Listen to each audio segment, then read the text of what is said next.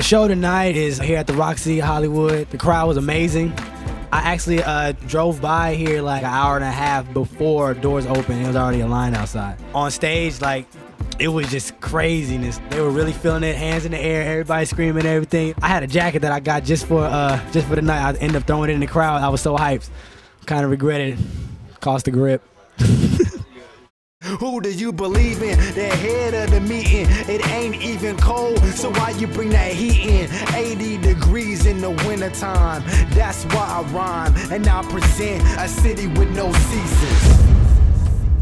A City with No Seasons came out in August. Right now I've been down with Elite Taste with Dan Weissman, you know, who does, you know, Wale, Mike Posner kind of thing. So we've been like really promoting the album, doing a lot of shows. The response is shocking. It's always shocking because, you know, I always remember the times when I was just doing music in my bedroom and me and my best friends are the only ones that hear it. So it doesn't matter if it was like now or 10 years from now when I'm winning Grammys, it will always be shocking that other people feel it. I think people really relate to the music because I write about real life experiences.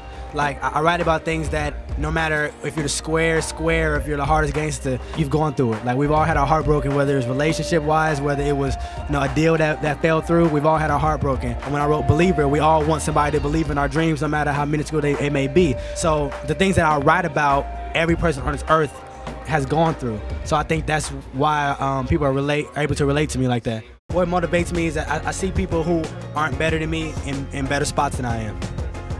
When I see people who I think are not as talented as I, bigger than I am, that makes me want to work harder. Because I'm like, yo, I'm obviously not doing what I need to be where this person is and beyond, because I feel like I should be named with some of the best up-and-comers that are coming out right now, some of the top freshmen. And if someone doesn't mention me and they mention somebody else, and I have to say, hey, why is that person mentioned and not myself? Then I have to work harder so then I take his spot. You know, I'm always gonna have that hunger until I can walk down the street, point to somebody and say, hey, spit one of my verses. And they can do it. Until that happens, then I'm always hungry. A year ago, I was staying up till 5 o'clock in the morning every morning, copying email addresses of every blog I could go to. Go to every blog on their blog row, go to that blog, go to every blog on their blog row, and copy email addresses. And I was ready to blast out my first email, which was my first mixtape, IWG. I hadn't been posting on anything, no one's ever heard of me, and now we're doing like countrywide shows.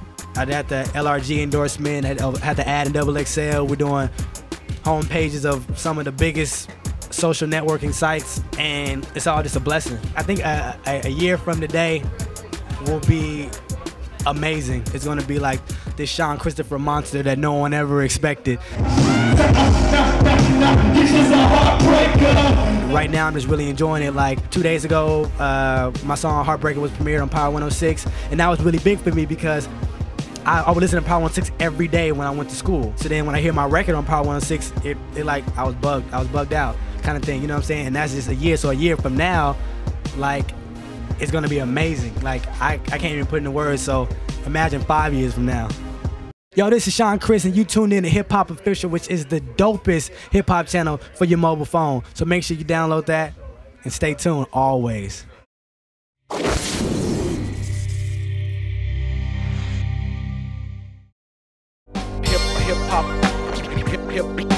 Hip Hop Official.